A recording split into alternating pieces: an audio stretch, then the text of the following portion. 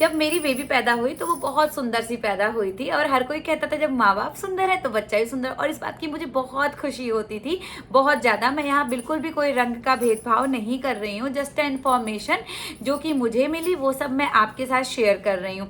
तो अगर आप चैनल पे मेरे नए हो तो चैनल को लाइक सब्सक्राइब एंड शेयर करना, और वीडियो को पूरा देखना, मैं इसमें एक एक पॉइंट अच्छे से कवर कर रही हूँ। तो जब मेरी बेबी का कलर धीरे धीरे करके डार्क हो गया तो मेरे भी मन में आता था कि यार ये तो बहुत सुंदर पैदा हुई थी, अचानक से इसका कलर डार्क कैसे हो गया, लेकिन फिर भी मेरे मन में इसके लिए बहुत प्यार था। तो इसलिए मेरी ममता इसकी कहती थी चलो कोई बात नहीं, अगर मेरा बच्चा थोड़ा डल ही है कोई बात नहीं, बट है तो मेरा, कोई इसे कुछ भी कहे बट ये है तो मेरी। बट मैं और मेरे हस्बैंड आपस में ही ना ऐसे हंसी मजाक करते रहते थे कि पता नहीं किसको पड़ गई, पता नहीं किसको, मतलब मजाक में करते थे। कभी भी ऐसा अपनी बेबी को लेके मेरे अंदर ये नहीं आता था कि काली है, ये है, वो है, नहीं। तो हम दोनों आपस में मजाक करते थे। फिर ऐसा ही 2-3 महीने चलता रहा। जब 3 महीने बीते तो अचानक से होली का टाइम आया, एंड होली के बाद की बात बता रही हूँ मैं आपको। हर कोई, जब मैं इसको पहली बार ससुराल अपने लेकर गई तो वहाँ पे भी लोग कहने लगे कि ये तो बहुत डल है, ये तो बहुत डल है। अच्छा, फिर मेरे मन में आया कि सुंदर तो मेरी बेटी पैदा शुरुआत में पैदा हुई थी, एंड इतनी सुंदर थी तो इतनी ज़्यादा डल कैसे हो गई। तो बहुत से लोगों ने कहा बच्चा पानी में होता है इसलिए डल होता है, और मतलब गोरा होता है, वहाँ से निकलता है तो काला हो जाता है। मैंने कहा यार ऐसे तो मैंने बहुत से बच्चे देखे जो पैदा ही काले होते हैं, बट ये तो बहुत सुंदर पैदा हुई थी। तो मैंने थोड़ा सा इंटरनेट, गूगल, हर जगह पे रिसर्च करा और कुछ चीज़ों को मैंने सीखा जो कि मैं आपको सिखा रही हूँ। अगर आप भी मेरी तरह पहली बार न्यू मॉम बनने वाले हो या न्यू मॉम हो तो आपको, आई होप आपको इस वीडियो से बहुत हेल्प होने वाली है।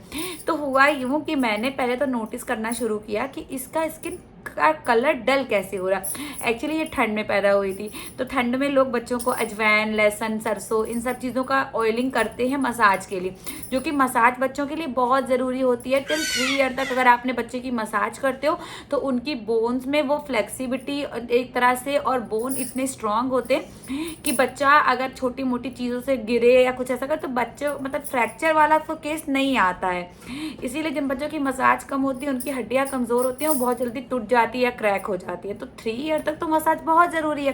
तो स्टार्टिंग में मेरी मदर इन लॉ उसको लहसुन, इवन मेरी मतलब मायके की मम्मी, ससुराल की मम्मी, दोनों यही बोलती थी ठंड का टाइम है तो लहसुन, अजवाइन और सरसों का तेल मिला के उसको मसाज होती थी। अभी भी वो बात कर रही है, तो मसाज होती थी।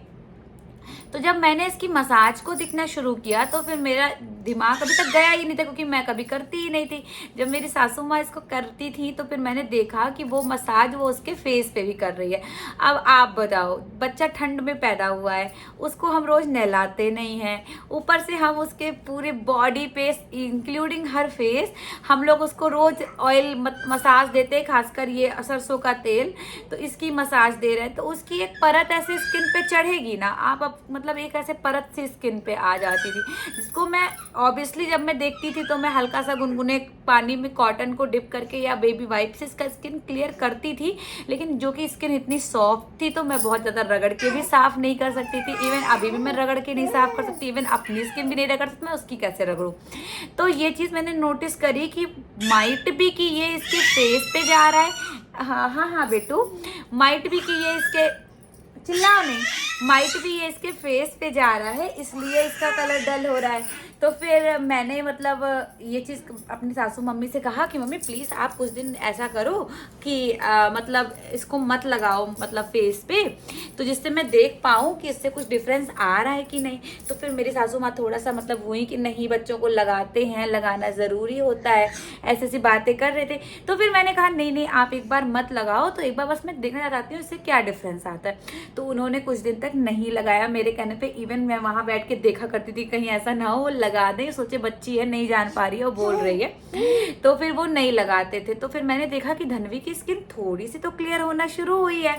एंड उसके बाद स्टार्टिंग में डॉक्टर्स बोलते हैं कि बच्चों को विटामिन डी देना बहुत ज़रूरी है।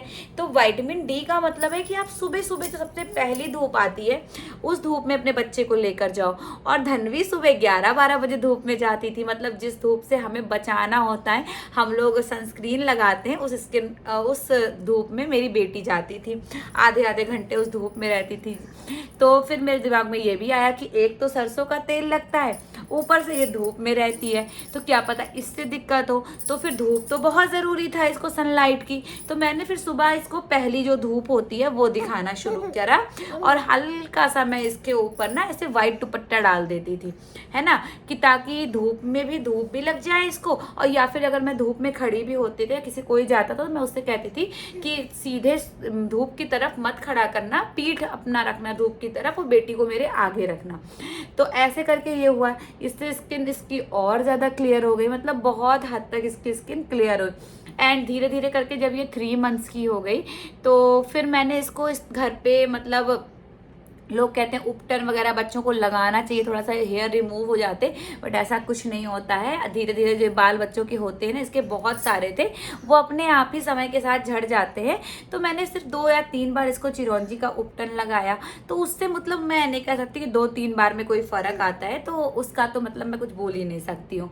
एंड उसके बाद जब ये 3 मंथ्स की हुई तो फिर मैंने डॉक्टर से बात करी इसके, तो उन्होंने मुझे बोला कि आप एक इसके लिए अच्छा सा फेस वॉश लो। तो मैंने कहा डॉक्टर अभी फेस वॉश? तो उन्होंने बोला कि अब ये 3 मंथ्स की है तो आप इसे कोई भी सोप, अच्छा मैंने स्टार्टिंग के 2-3 मंथ्स कोई भी सोप, पाउडर, क्रीम, लोशन कुछ नहीं यूज करा अपनी बेटी को। तो जब ये 3 मंथ्स की हो गई तो फिर मैंने इसके लिए मामा अर्थ की सनस्क्रीन परचेस की, मामा अर्थ का मॉइस्चराइजर परचेस किया। अभी मॉइस्चराइजर मेरे बगल में ही रखा होगा, मैं आपको दिखाती हूँ। ये देखो, ये मामा अर्थ का मॉइस्चराइजर परचेज किया, मामा अर्थ की सनस्क्रीन जो कि 20 SPF की आती है, बहुत हाई SPF अभी मैं नहीं देती हूँ इसको, 20 SPF की आती है तो वो। एंड मैंने फेस वॉश सब परचेज किया, एंड मैंने इसको डेली फेस वॉश से नहलाना, लाइक इसके फेस को फेस वॉश से क्लीन कर, अब थोड़ी गर्मी भी आ चुकी थी तो मैंने थोड़ा सा फेस वॉश से क्लीन करना शुरू करा। एंड उसके बाद फिर जैसे हम लोग होते हैं ना, नहा के आते हैं सीधे मॉइस्चराइजर अप्लाई करते हैं, तो वैसे ही मैंने अपने बेटू के भी फेस पे मॉइस्चराइजर अप्लाई करना स्टार्ट करा। और इससे मैंने देखा कि विद इन 1 मंथ मतलब धन्वी का ऐसा ट्रांसफॉर्मेशन हुआ था, ऐसा ट्रांसफॉर्मेशन हुआ था कि जो भी इससे मिलता था वो हर कोई कहता था यार ये धन्वी है। तो मैं बोलती थी हाँ ये धन्वी है, कि कैसे करा तुमने इसको ऐसे। तो मुझे ये नहीं पता कि इन चीज़ों से मुझे हेल्पफुल, मतलब मेरे लिए तो ये सारी चीज़ें बहुत हेल्पफुल रही है। आप भी एक बार इसको ट्राई करना, अगर आपके बेबी का कलर डल होता जा रहा है, थोड़ा सा ऑयल वगैरह की मसाज तो बहुत ज़रूरी है, बट ज़रूरी नहीं है कि आप सरसों का ऑयल फेस पे लगाओ। आप अपने बच्चे के लिए सबसे अच्छा होता है, आता है जैतून का फिगारो ऑयल, या फिर आप सबसे अच्छा आप नारियल का तेल ले लो, जो कि स्किन के लिए बच्चों के बहुत अच्छा होता है। आप स्टार्टिंग में नारियल के तेल से मसाज दो, एंड मसाज देखिए ऐसे ही नहीं आपको इसे पूरा दिन छोड़ देना है, नहीं, आपको नारियल तेल की मसाज देनी है। और उसके बाद आधे घंटे के बाद जब वो मॉइस्चर अपने अंदर लॉक कर लेता है तो आपको हल्का सा गर्म पानी में डिप करा हुआ और स्क्वीज करा हुआ टॉवेल, या फिर आप कॉटन लेके और इस स्किन का जो एक्स्ट्रा ऑयल है वो क्लीन कर दो, तो जिससे आपके बेबी की जो स्किन है वो बहुत ही ज़्यादा सॉफ्ट, सपल और क्लियर दिखेगी। एंड आई होप ये वीडियो आपके लिए थोड़ी सी हेल्पफुल रही हो। वीडियो हेल्पफुल रही हो तो वीडियो को लाइक, सब्सक्राइब एंड शेयर करना। फिर मिलती हूँ एक नए वीडियो के साथ। सो बाय बाय।